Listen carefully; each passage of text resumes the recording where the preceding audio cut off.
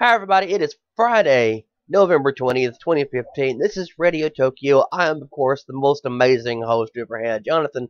And with me, again, as always, is Nick. And I think today, probably more than any other day, I've realized that Nick's actually important on the show. And I'm kind of glad he's here. He's one of the, really, Nick, you're probably one of the more stable and dependable individuals I've ever met in the history of ever. And like today when we were talking about what we were going to do on the show, uh, Nick was like, "Well, I've had a busy week." Well, I've had a busy week too. So like we don't even have a planned show, and could have very easily just canceled it. But no, I'm here, and Nick is like, "Yeah, I'll be there." So thank you, Nick, for being here. Thank you for being the cornerstone of sustainability, I guess, in the world or something. I don't know. How are you doing today, though? It's kind of the role that I like to picture myself as in the universe. That I'm the basis, the cornerstone, the thing that keeps everything steady.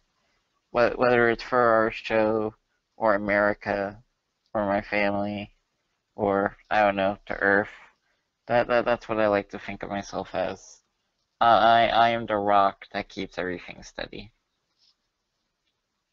You sound a little preachy there, though, buddy. I'm tired. I get preachy when I'm tired. I don't know why. It Oh, happens. wait. If you get preachy when you get tired, does that mean that every, you know, minister or pastor or whatever the word is all sleepy all the time?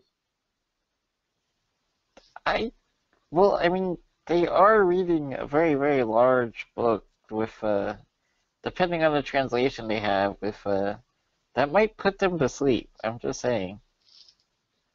That is true. What is it lately with people saying there's too many words and things? Like the last Republican debate. I don't know if you remember it, but there was this complaint that the tax code is too long and no one has the time to stop and read it. And I'm like, do you know how many words are in the Bible? And then, of course, it was addressed. It's like, well, the Bible's got this many words. That's able to be read. Um, I know a lot of people who believe what's in there and haven't ever even opened the goddamn book to look at it. They have never touched it. They haven't even. It's there, and they have some idea what's there, but they've never read it. So, like, how is it that you in your very busy time of comparing refugees to food and whatnot, how is it you have managed to find the time to actually read that book? Also, just to reassure people, there are those that read the tax code. They're called accountants and enrolled agents, and they do a really good job of that. Wait, Because you know, wait, it, wait. it, mm? Are are you saying that you've read the entire tax code of the United States, Nick? Is that really what you're saying? um, I've read portions of it. Yeah, definitely. And see, here I thought this whole time that I was boring. I thought I was boring for reading dictionaries, encyclopedias, and you read the tax code. Wow, Well, I that's mean, wow. it's part of what I had to study in college, and eventually I would like that to be my career to do taxes for people. Although I don't mind if they make it a little simpler. It is a little overcomplicated. There are a lot of loopholes that they should fix, but I mean, So, it's fine. are you saying that we should have, uh, Doctor Sleep, uh, himself, Sleepy Dwarf, whatever you want to call him, Dr. Carson, his, 10% flat stacks, because that's what Jesus had. No, I think our prorated taxes are very, very good and effective, and we just need to get rid of the things that corporations like to take advantage of to not pay taxes at all. You know, eh,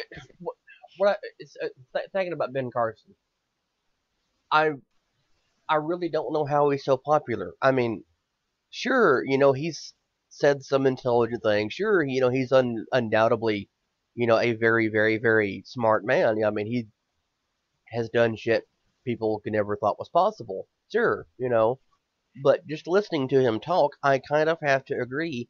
If there was ever someone who was a candidate for being the spokesmodel or spokesperson, whatever word you want to hear, for Ambien or something like that, I kind of think it would be him.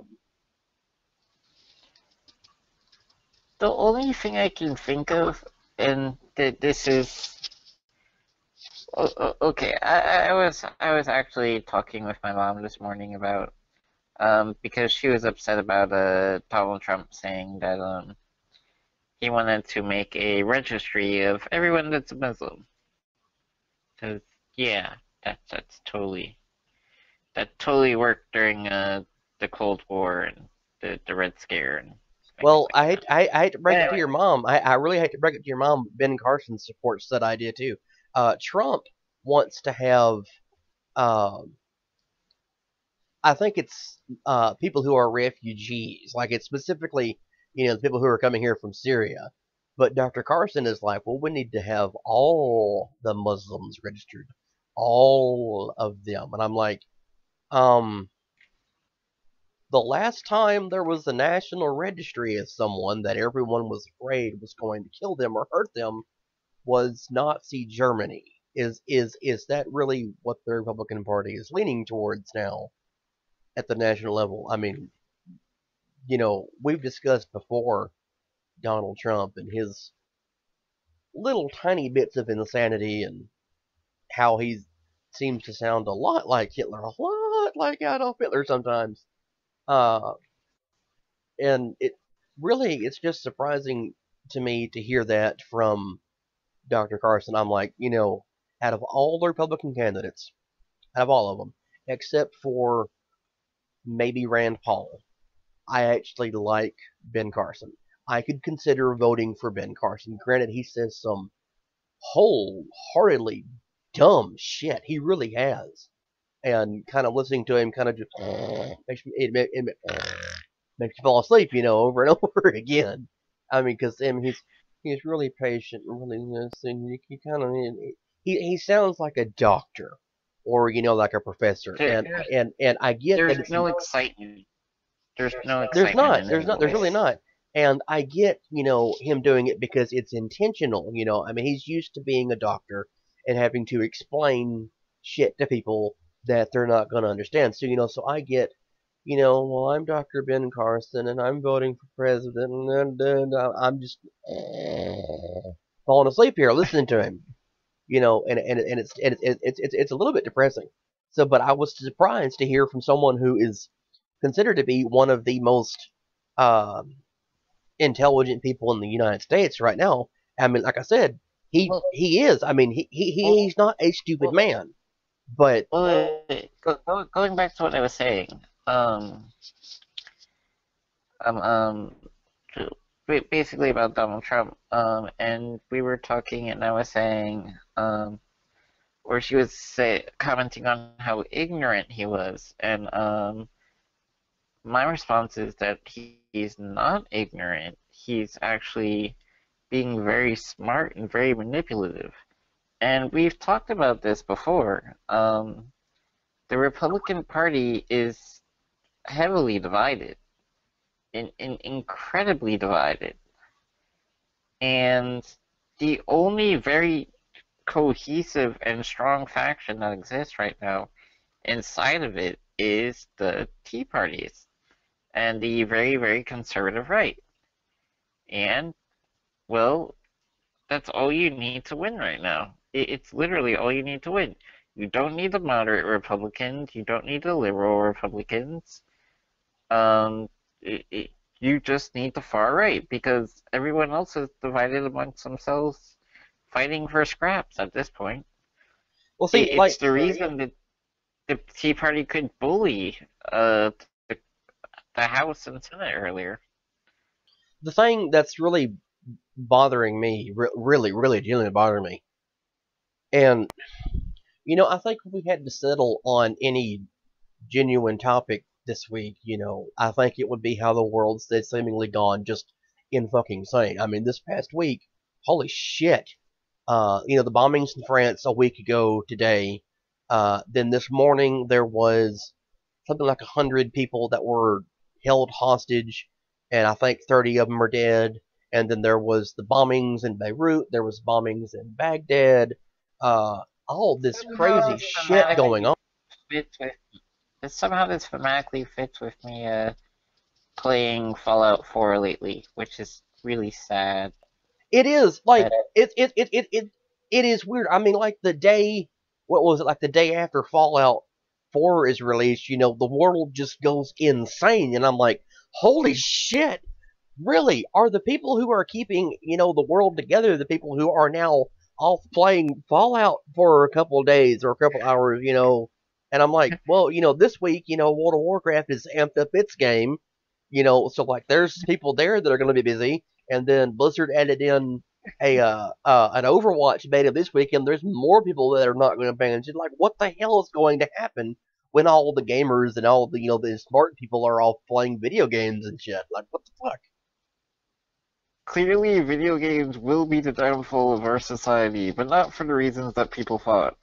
Not because I don't gamers are know. going to kill everyone, but because they're not there to stop everyone else from killing each other. See, like it's actually kind of frightening that that might actually be what's going on. Like all the video game players, us as a group, like once we step away from being involved in the rest of the world, everything goes crazy. Everything, what? If there was ever going to be a government study, ever a government study, I would support, and I would just be like, here, take my money. It would be that, like studying, what happens when people who have certain hobbies, stop being a part of the world for a couple hours or days at a time, and just, see if Actually, I'd there's be any curious. correlation.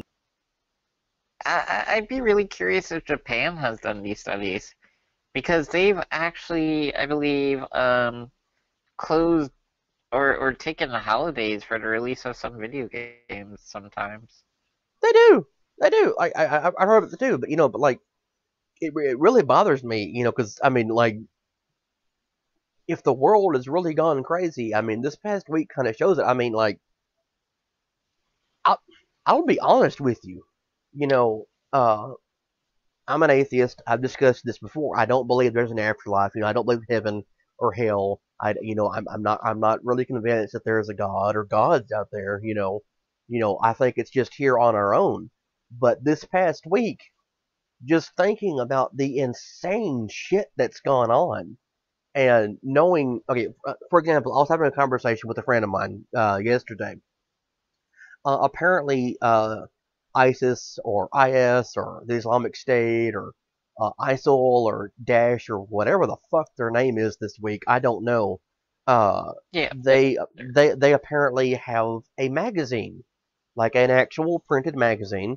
And there was an article on cracked.com. Go read this if you get a chance. It's strange to read. But one of their writers at Cracked actually has read all of the issues they have put out. And this person is from America, and they speak Americanish, and like there should be like a language barrier. No, really, this shit is printed in English. It's printed in Arabic, and I forget all the other languages it's printed in. Because they have a huge social media department, and it's like every issue starts off with this same thing, and essentially yeah, these crazy assholes, these crazy fucking assholes, just to kind of echo John Oliver on last week tonight, this past Sunday, these crazy fucking assholes all think um, it's weird. It is weird. It's weird. It bothers me that I'm supposed to say this. But they're like the Westboro Baptist Church. Everything is God's will. All the good stuff, all the bad stuff, and even though Islam, tells you don't commit suicide, and if you and the biggie thing here is if you kill one innocent person, it's as if you've killed the entire world. Which, by the way, is also a Jewish thing. It's a Jewish thing. It's a Christian thing. It's a Muslim thing. I mean, they all came from the same part of the world. They're all based off of the same bullshit stories. that were written 5,000 years ago about some desert god or whatever. Anyway, point being, And it all tells you worship the same God. they do. They really do. It's crazy. It's like fucking insanity.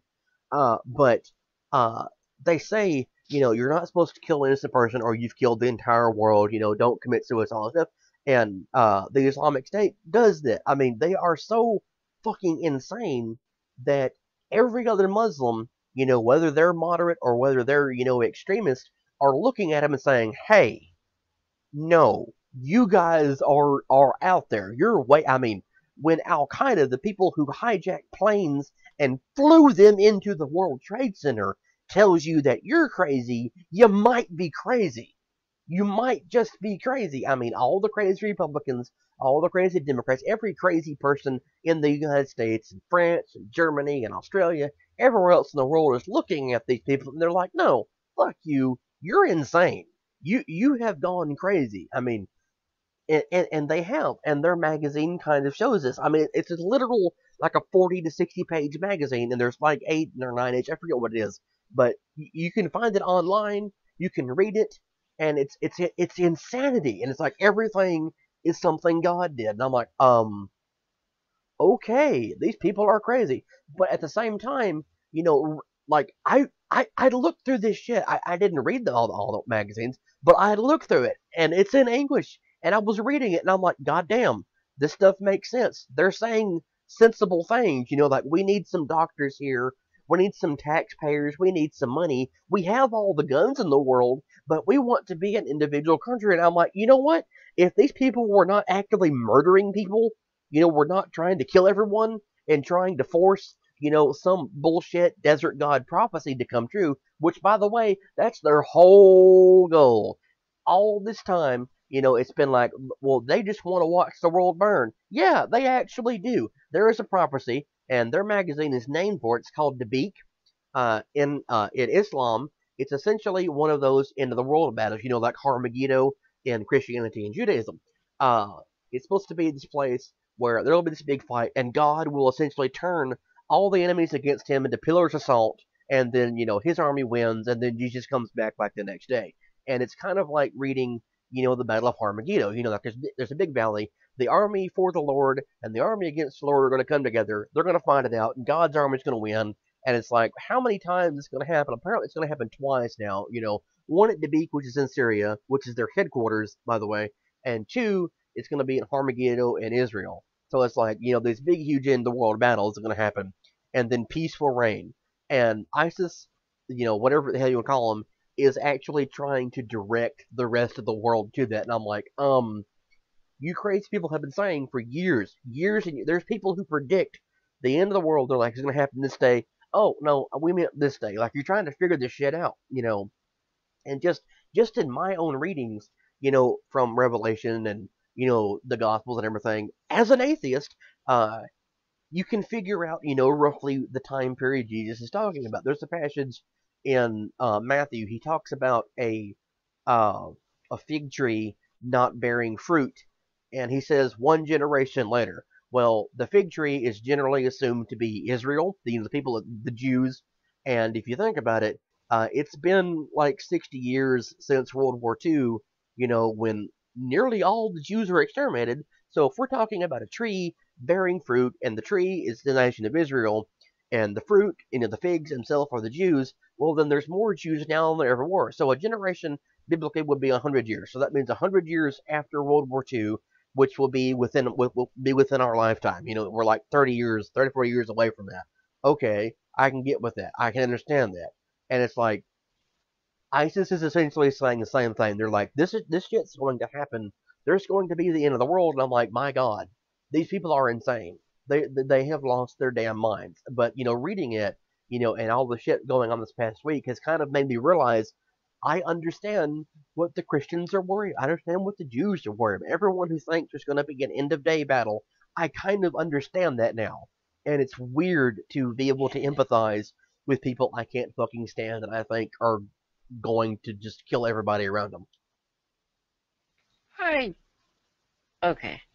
When we're talking about revelations and talking about the prediction of the end of the world, we've been doing this for how long now? 2,000 some odd years, 2000, just about. yeah, Because let's see. like around Um, 2000 years, okay, depending on well, how old Jesus was when he died. okay, well, if And okay, hang on, wait, wait, hang on, wait. hang on, hang on, hang on, Every hang on. every single generation has applied what was happening in their lives at that moment to what was foretold in Revelations and predicted the end of the world at some relatively close date. Like, what was it? We had Y2K, right? Yeah. Then, how many predictions after that in the last 10 years? I think in my lifetime I have lived through something like 17 end of the worlds, including, Yeah. including, and believe it or not, including the Norse mythology one. You know, when there was supposed to be Ragnarok. I've lived through Ragnarok. What the hell, really? I mean, what kind of person am I to have lived through the world ending 17 times? You know. Yeah. This is why whenever we start talking about the end of the world and blah blah blah, I want everyone to remember one specific part about the end of the world, especially in Revelations where it says, "No one knows when it's coming." That means you can't predict it, you can't anticipate it, you can't apply modern day things to it. It's it's going to happen at some point. If it does happen, well, of course it will have to happen eventually, because the sun will explode or expand enough to kill everyone here. So, but that's another matter. Well, see, like my worry is, you know, and this goes back to what I was saying. This past week, I can really see. I mean, for once in my life, I actually understand now why people believe this. It, it is still ridiculous bullshit to me because I really don't think that there's, you know, an invisible being out there, you know, that's just that's pretending we're puppets. I really don't see the world and the universe that way. I don't. But like this past week, it's like I can understand now, and I have come very close to actually praying to something I don't believe in, just, you know, just because it's like, hey, we kind of need help. You know, the world has gone batshit insane. I mean, it's Well, for weird. that, It's I would weird. It's scary. refer you to what was it called? Something Gambit? The one guy's Gambit?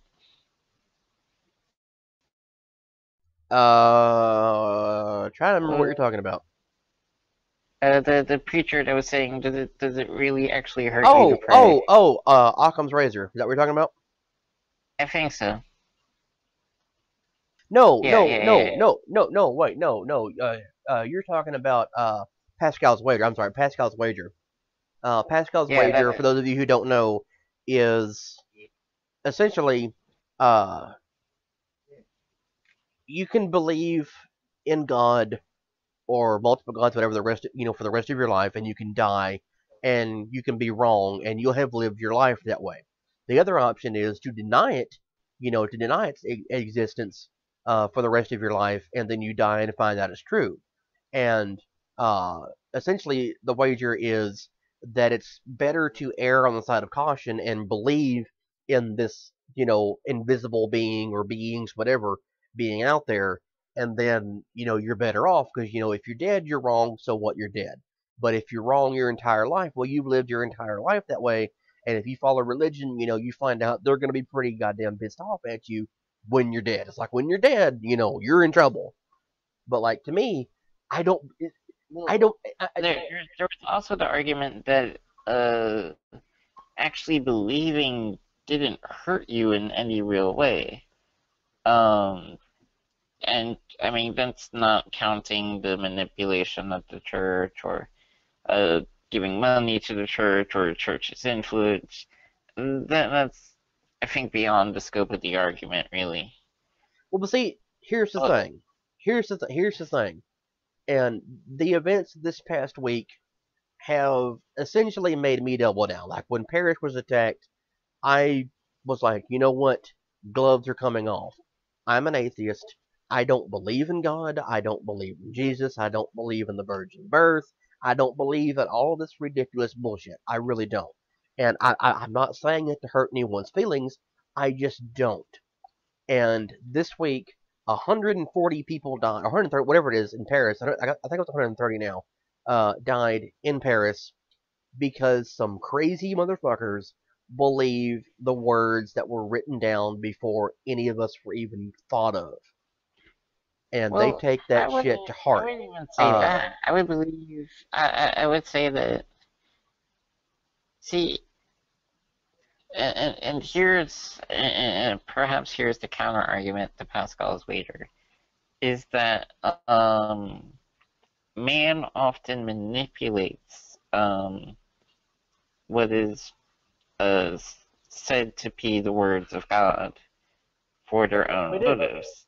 And if They you do. ask any Muslim or one of the Islamic faith about ISIS or ISIL and terrorists and things like that, and they'll tell you that these are not the words of God. These are not the. They're literally not. It literally says don't do these things. Okay, but see, So here's the thing about that. And again, this is from my own reading of the text of the Quran. This is from my reading what ISIL said. This, because all this shit is there. We have a wonderful tool called the internet. You can look this shit up. You don't have to go to the library and whatever. You don't have to know a Muslim. Uh, but these people will tell you, and every Muslim I know have ever spoken to, ever met, has all said the same thing. They believe what is in the Quran. They believe what's in that book. They believe what is in all the hadiths that have followed it. And Islam teaches that anything that is new that is added on, any hadith that is added on to the text of the Quran will supplant it. So if you have in the Quran itself saying something to the effect of kill all the Jews, they're all money grabbing assholes, well then you're going to kill Jews until someone later comes along and says, don't kill the Jews, they're not that bad. They're and that's their mindset. And every Muslim is taught. And in fact, Cenk Uygur from the Young Turks mentioned this the other day. Uh, he every Muslim child, everyone who practices Islam, is given a copy of the Quran and all of these hadiths, and they're told memorize this stuff, memorize it like you have to know it like that, and that's what they're taught. It's droned into them over and over and over, like they have to know it because it's their religion. It's what they believe. That's why whenever you see someone who leaves the practice of Islam, they're typically killed because the book says to kill them. They've done a bad thing, murder them so they can't ever spread that idea. And that's what bothers me a lot. It's like even the people, because there's like 50% of Muslims, I think, that will say what is in there is the actual word. Now whether it contradicts itself or not, they think it's reality. A half of Muslims that have ever been polled, and this is not some made up bullshit. This is from the Pew Research Center. They polled Muslims, and they asked them, do you believe what's in there? Half of Muslims said yes, and every Muslim, every Muslim has read the Quran. Every Muslim, because you have to. It's part of your religion. It's part of their religion. So that means half of them believe in stupid shit like Sharia law. They believe women are inferior. They believe that gays and transgender people and people who are atheists or whatever need to be murdered. They believe this shit. They believe that if a woman is raped, that she needs to be stoned to death. They fucking believe it. Whether they call them uh, whether they call themselves an extremist or a moderate or whatever, and it's insanity, and it's strange to me, to think about that, and it's often described as being a Stone Age mindset, and yes, it is. We're talking about something that people did 5,000 years ago because the world was a much tougher place. I mean, for example, um, a lot of Christians will say, "Well, I'm against abortion, because God, let me conceive a baby. It's a living being." Well, if you read the Bible, God has absolutely no problem murdering children. No problem at all. He even tells you that if you think your wife has been unfaithful and you think your wife is pregnant with someone's child, poison the baby in the womb. Give her a drink that will kill the baby and make her miscarriage. Essentially, God is pro-abortion. God kills babies all the time. It also says that you're not alive until God breathes life into you, which would be the first breath you take after you're born. But it also says later on that you are not considered alive until 1 month after birth. And I'm looking at, I can read stuff like that and I think about it, and it's like, okay, what it's saying is you have to be breathing to be alive, but to be a month old is when you're counted as a person. Okay, and that's because uh, times were so hard back then that infant mortality was a problem. Babies would die, and that's why people had such big families. The go forth and multiply thing means that go have babies because your child can die. But we live in a world now where infant mortality is really, really low, particularly in advanced countries. So why have all these kids? Oh, well, God commands it. Okay, why? Because He just says to. But some people can't explain why, and it bothers me. But you ask a Muslim about this, I've read interviews and seen interviews about it. You ask them, they think it's wrong because this and this. It's the exact same reasons, and I'm like, okay, so you can't adapt to another mindset. No, I won't adapt, and that's fine. It's your religion. Who am I really to question your faith in this in this mindset? But what bothers me is particularly Republicans, particularly conservative Christian Republicans, go insane when Islam is brought up, and they don't even understand the basic tenets of their religion. And they say, well, every Muslim is a murderer. They're all terrorists. In fact, in Virginia, I think it was yesterday or the day before yesterday, there was a town hall meeting.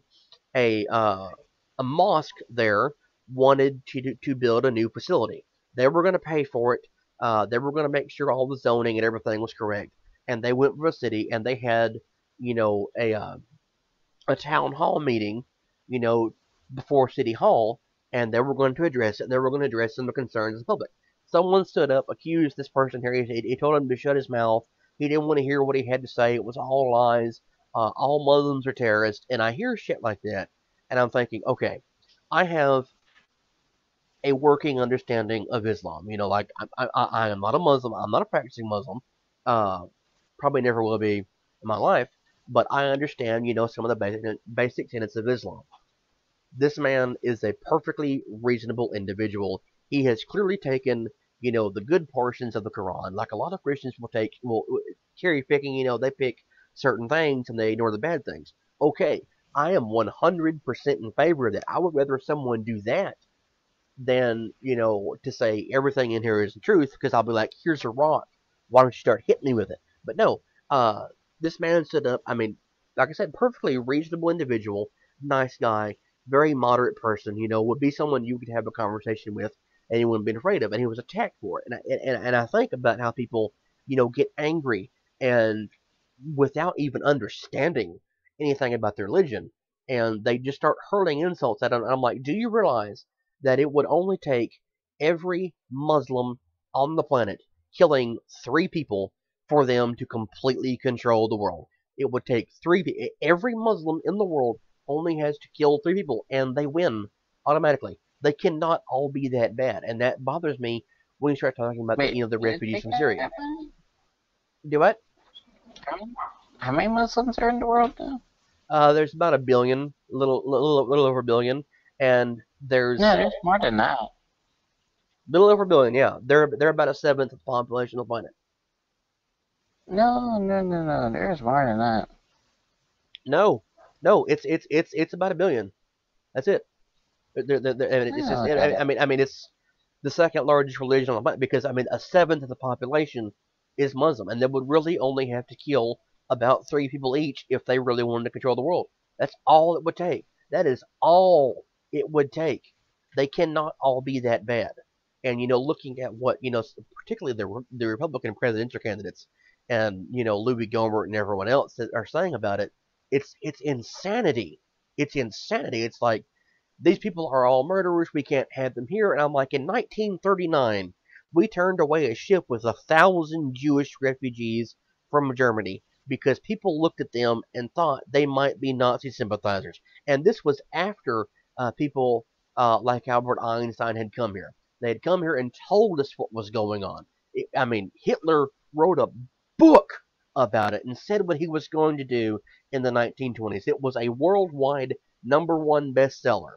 Okay, it was a popular book. There is an American Nazi party. Henry Ford did business with Nazi Germany. We have all these ties to that. How the hell can you look at these people and understand they're saying this is not okay? Here is his book. Please read it. Please help us. Please let us in.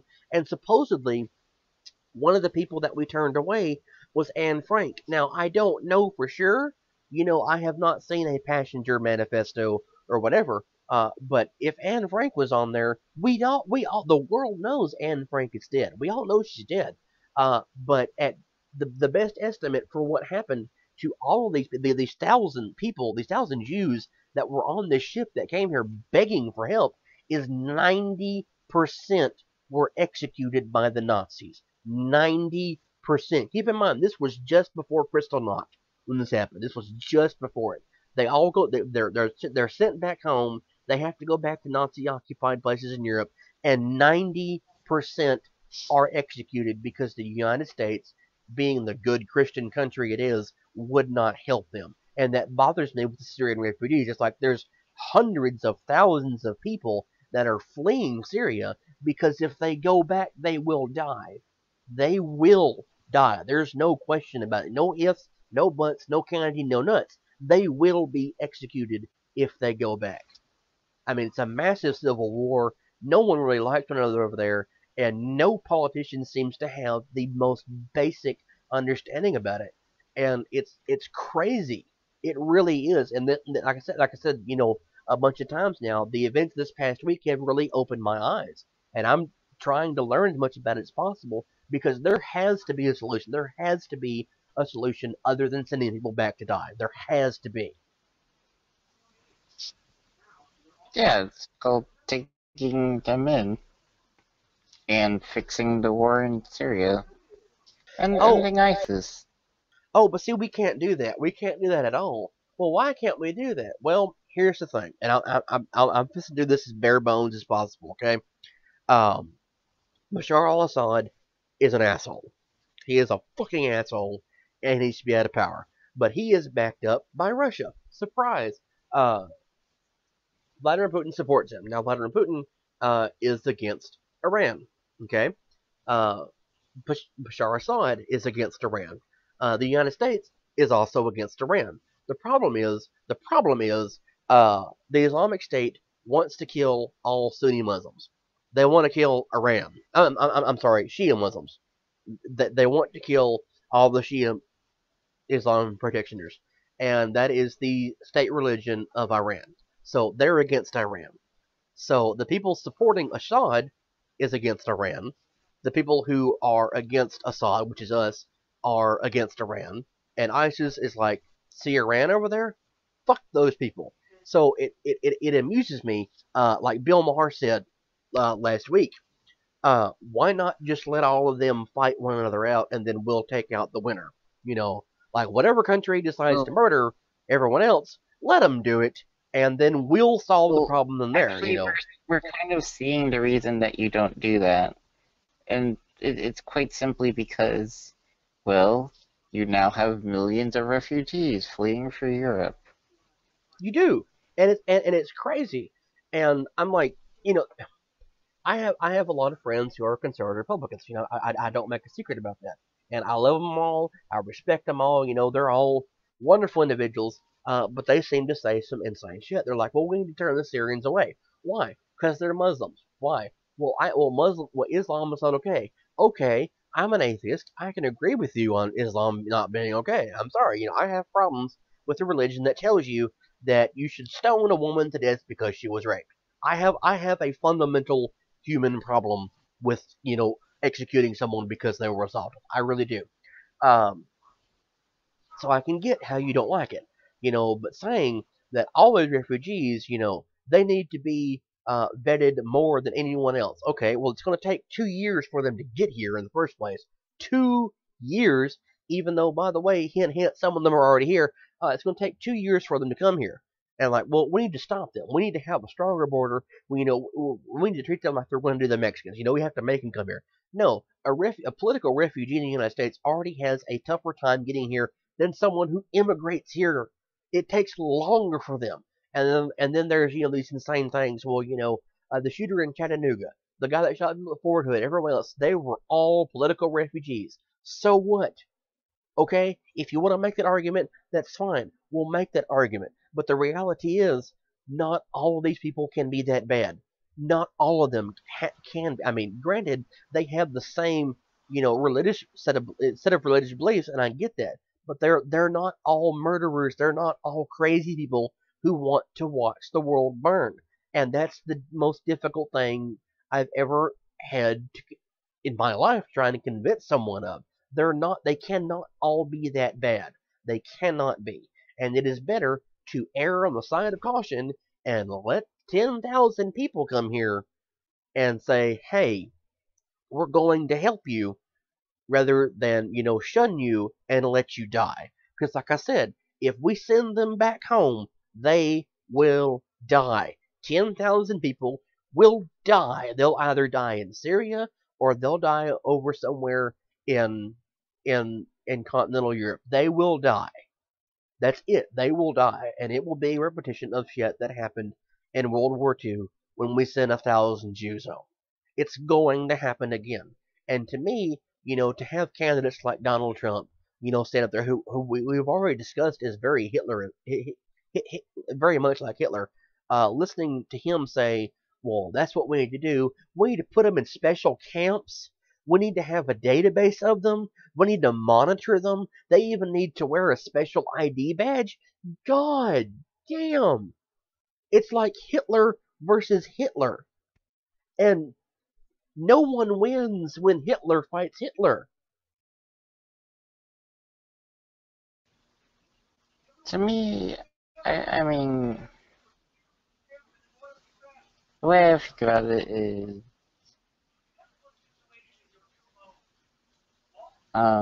the tree of liberty is fed by the blood of patriots and, um, what is it, dictators, terrorists? We'll say terrorists in this case. Um,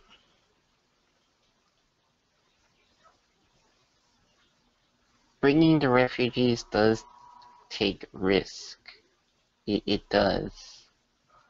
But that's literally the price of freedom. If we want to say America is about freedom, if we want to say America is the land of the brave, the bold, the free, then that's the price we have to be willing to take. And it's cowardice to turn away so many people because you're afraid of one act that could hurt someone. See, And it very well may likely happen. It's quite possible. that's one of the things that But also bothers me about this. It's like, okay, Carson and Cruz and Trump, a couple other people are saying, no matter how they word it, they are expressing fear. You're afraid of a bunch of widows. You're afraid of a bunch of children. Like, what the fuck? I mean, the majority of the people that are trying to escape, oh, well, there's a bunch of military age men. Yeah, there are. But they're running with their children. They're running, with their moms and their dads. They're getting away. They're trying to get away from being murdered and killed either by one side of a war or the other side. They're leaving. And, the reason I brought up, ISIS's magazine, Dash, whatever we're going to call them, their magazine, they specifically state this. They're like, we need a support network here. We need someone to legitimize us. I mean, I described it to another friend of mine yesterday as there being a petulant child. They need someone to acknowledge them and their concerns. Like they have to have that. They need someone there. They need doctors. They need people who are interested in taking out the they need taxpayers to pay so that they can collect taxes in order to be able to pay their soldiers and pay the pension funds for all the other people who are, executed. And it's crazy. It's crazy that you have people that are trying to make, essentially their own country, and people are running away from them, and either way you go, these people are going to die, and they're like, no, we just cannot help them. We have to turn them away. And then now there's the new argument that, well, look, we have a couple, 10, 100,000 veterans or whatever it is, however many numbers are. There's always veterans who are homeless, and we don't do anything to help them. Well, do you know what will help them? Getting up off your ass and going and helping them, not waiting for the government to do it. And that pisses me off more than anything. A bunch of people who vote Republican, or they're at least they're conservative, and they're saying, like for example, oh, there's a black family over here, they're on welfare. That's not okay. The government can't help the people. You need to get a job. Oh, there's a veteran right there. Oh, the government needs to help them. It's both of it's welfare. Both of it is handouts. Really, what's the fucking difference? If we're going to hand out money and we're going to offer some people some assistance to pay their bills or to get food or to maybe be able to get back and forth more, whatever it is we have to do, if we're supposed to be a good Christian nation, why can't we do that? Like, where is there a problem in helping people that need the help? I mean, like I said, the Syrian people that are trying to get here, they need help. They're going to be murdered. It's like, do you have no compassion at all in you? And it's crazy. And Dusty Smith, the guy that started the cult of Dusty and the logic wearing everything. Hi, Dusty. He said something on Facebook the other day. Uh, excuse me. He said that everyone on his friend list who is a liberal is more like Jesus than any Christian he's ever met in his life. And he said that, and I was like, wow, he's even talking about me. And it's strange, because people say, well, it's the Christian thing to do. Well, I'm an atheist, and I'm more of a Christian than you are. I say have some compassion towards people. Let them in here. I mean, they're going to be killed. What's the other option? Let them die. So we're going to send back all these people, who don't have a home to go to. We're going to send them back to their, home country and let them be killed. What the fuck, America? Yeah. Another analogy that I kind of want to use is I know you don't keep up with professional football, but of course football, Texas. Um, and what do teams do defensively when they build up a lead?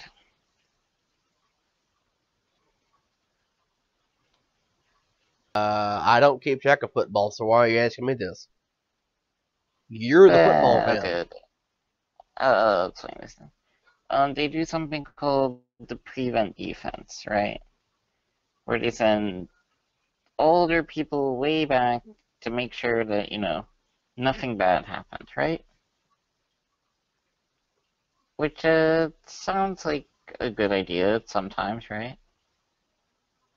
However, what actually ends up happening often is it lets the opposition eat up a bunch of small yardage over and over and over again, and eventually they get close enough where they score and win the game. And huh? Oh, oh yeah. Well, anyways, but the point of this is that when you start getting afraid of something bad happening, when you start constantly backpedaling, trying to make sure that everyone is safe and that nothing possibly bad can happen, at all. What often ends up happening is you start to hurt yourself in other ways. Um, sure, if we don't bring any Syrians over and didn't let any Muslims into the country, yeah, it'd be hard for them to attack the country. But do you know what would happen then? They would start attacking other places. Places that aren't as well defended as us. Places that can't respond as well as us. Places that don't have the money or resources to deal with those kind of attacks. Like they kind of are right now. And, uh, guess what happens when those places start to break down? The problem gets worse. And then it gets even worse, and worse, and worse. Like in Syria. So, as much as people might be afraid of something bad happening, sometimes you just have to toughen up and, do what we've been doing to make good things happen, to be a great country, to help other countries, or at least what we used to do, which is end this war, uh, help them rebuild, and stop pussyfooting around.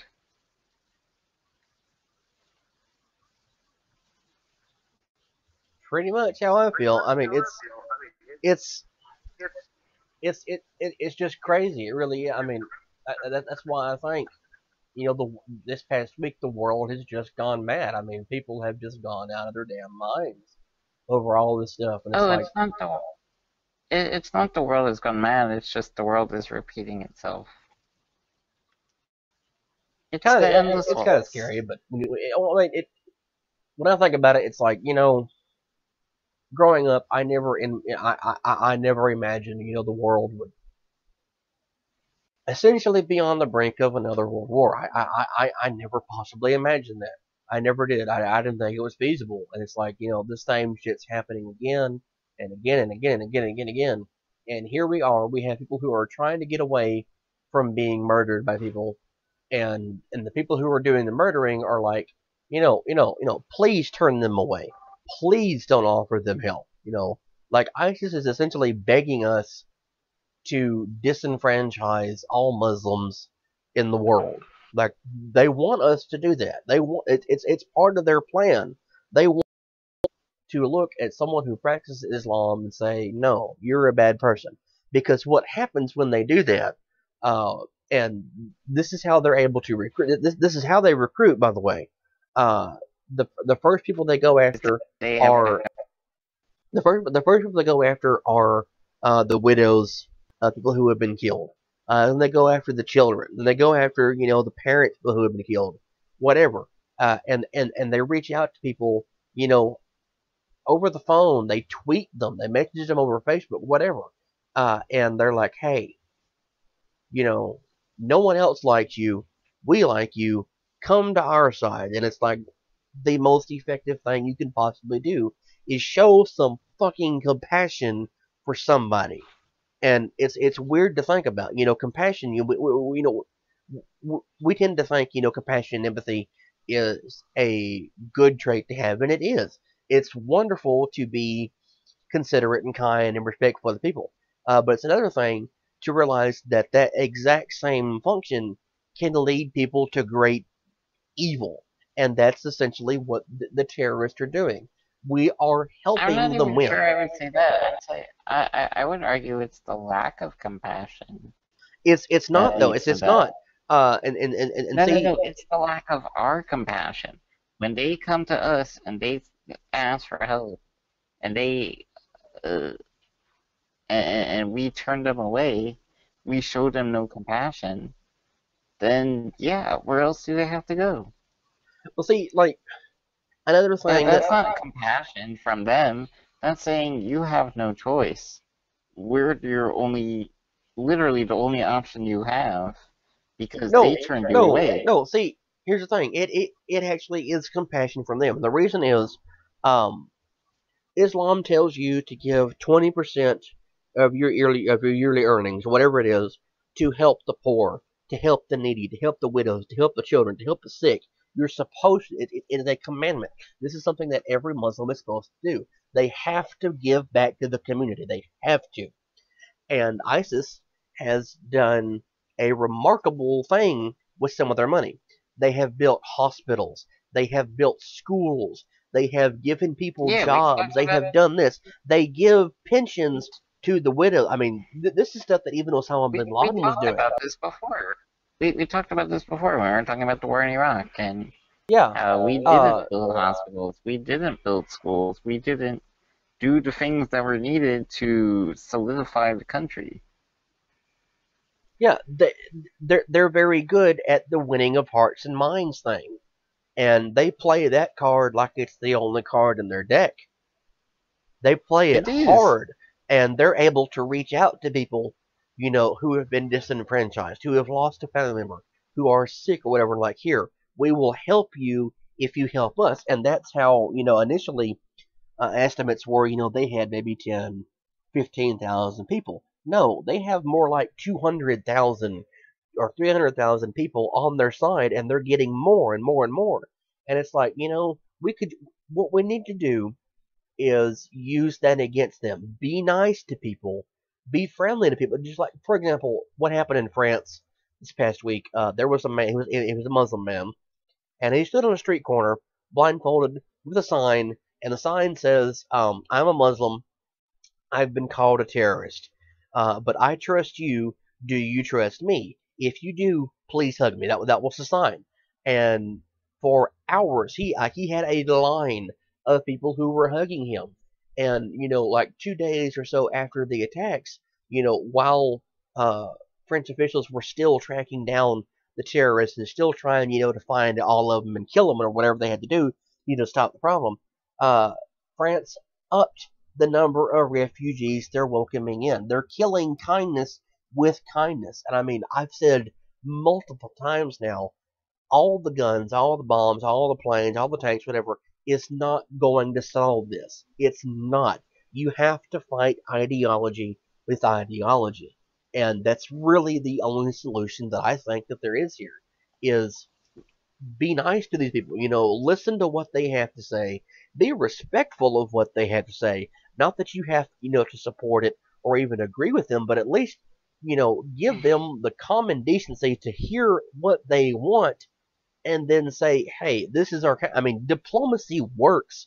Diplomacy works. We have not had peace with Iran in 40 some odd years until John Kerry goes over there and they were able to come to a peaceful agreement for the next decade. We have a decade of peace with Iran because we spoke to them and we heard their concerns. It's like, how many, everybody in Wolfpack is told, for example, be nice to the people that you make phone calls to, build a relationship with them. And it's like every religion on the planet teaches you this.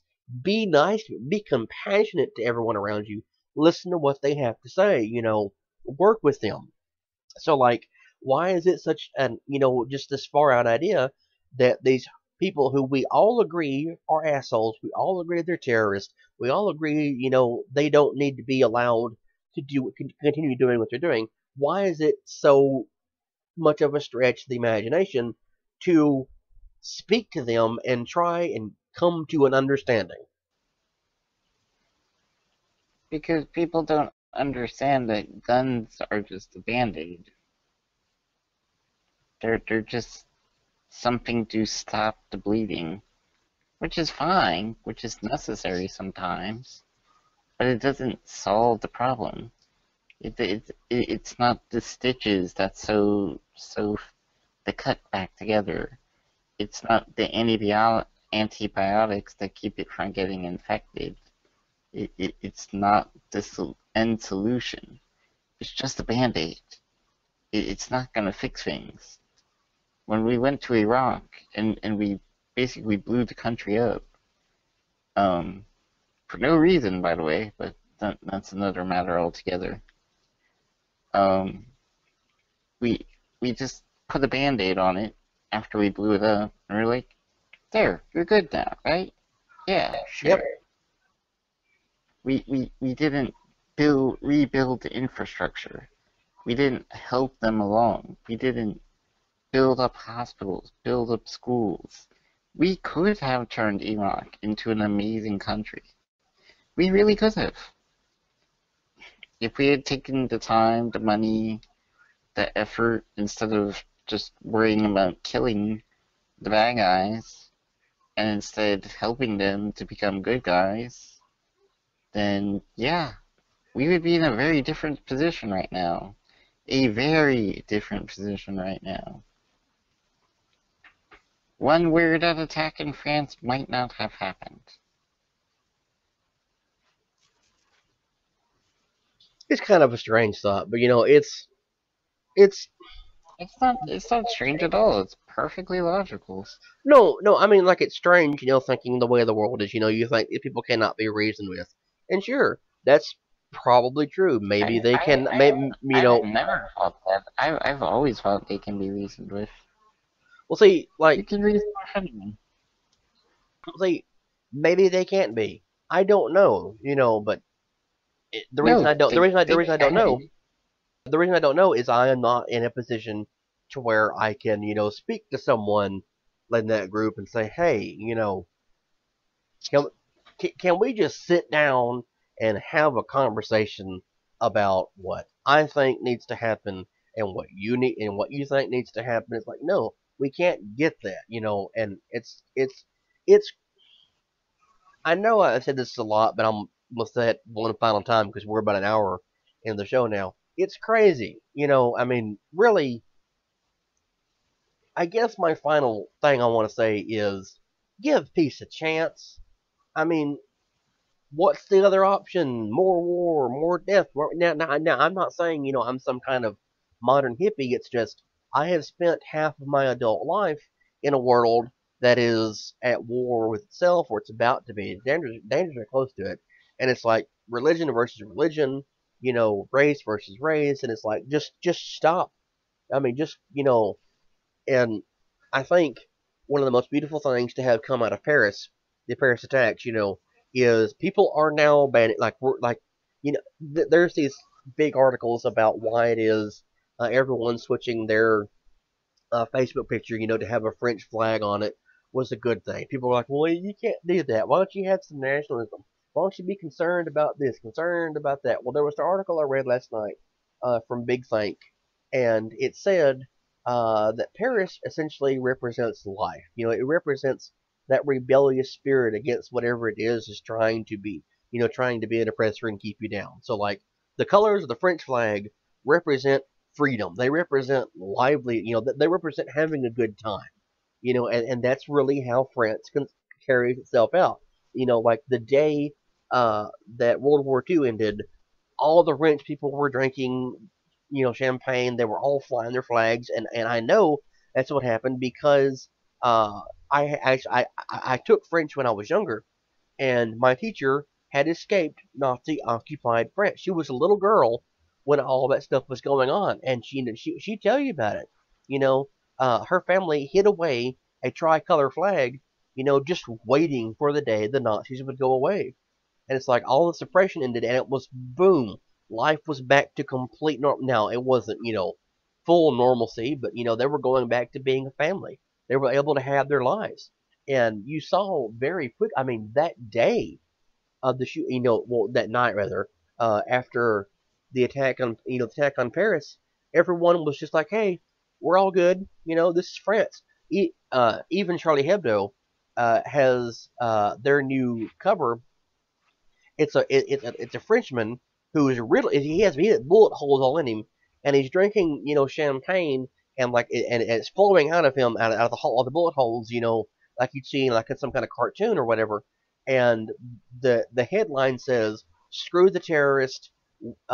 They may have guns, but we have champagne." And I'm like, what perfect metaphor, could there, what perfect way could there possibly be, for the world to show they're united than everyone on Facebook having a French flag, in their profile? Like, what other message do you need to say? And if someone wants to rip us apart, which is what terrorists want to do, they want to divide society. What other message, what other way could you possibly say to them it's not going to work than by the French flag? I mean, really, what else is there? Yeah, I mean, the French flag has always been, at least in some ways, a form of freedom and rebellion and just fighting for what people think is right. Um, Whether they were right or not, that's another matter to be discussed or debated. But certainly from the days of Napoleon to their hope in the American Revolution to a lot of different places. It's yeah. The French flag has always stood for freedom. Yeah, I mean, like it, it's one of those things that people don't tend to think about, And it's like, well, before the French Revolution, they were under a monarchy. They were ruled by a king and queen. The people rose up and said, "No, we want to be free," and they were able to beat, the royalty.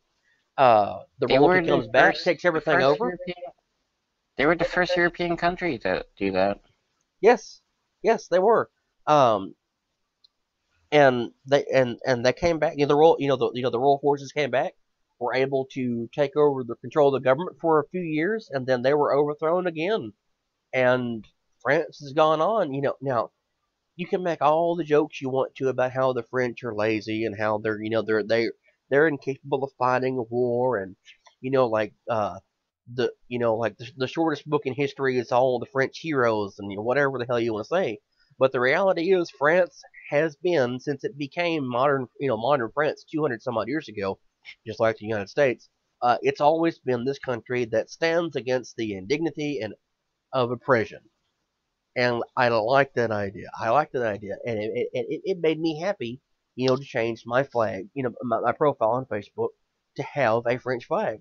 You know, Sorry to hurt I your mean, feelings, but the that's what I wanted to do because it was the, a display of the solidarity. American flag is just another representation of the French flag. Yes, Honestly, it's exactly the same colors. It's the same exact colors for the same Mhm. reason. By the way, Red, white, and blue. anyway, we're over an hour now, so I think we're gonna go ahead and call it a day. Uh, you know, it kind of surprises me for us not really having a topic for the day. I think we managed to find one somehow. We just like to talk. It's true. We like to talk. Talking's good. But yeah, that's going to be it for today. We'll talk to all of you Monday. And by the way, if you watch this live, go back and rewatch it because I completely told a fib on our Facebook page. I said that our new intro and our new outro would not be available. It didn't work. It works. They're beautiful. I'm proud of my work. Nick has seen them. Nick likes them. I've shown them to one or two other people, and they like them. They think they're good. So yeah, new outro and intro will be posted on this video when it's edited. Thank you for watching. Thank you for listening. Please remember to like, comment, share, subscribe. Have a good day. Vive la France. Vive la liberté, and have a great weekend. And don't let the world get you down because it's a crazy place. Goodbye, everyone. Don't be afraid. The world's still a great place. Bye, everybody.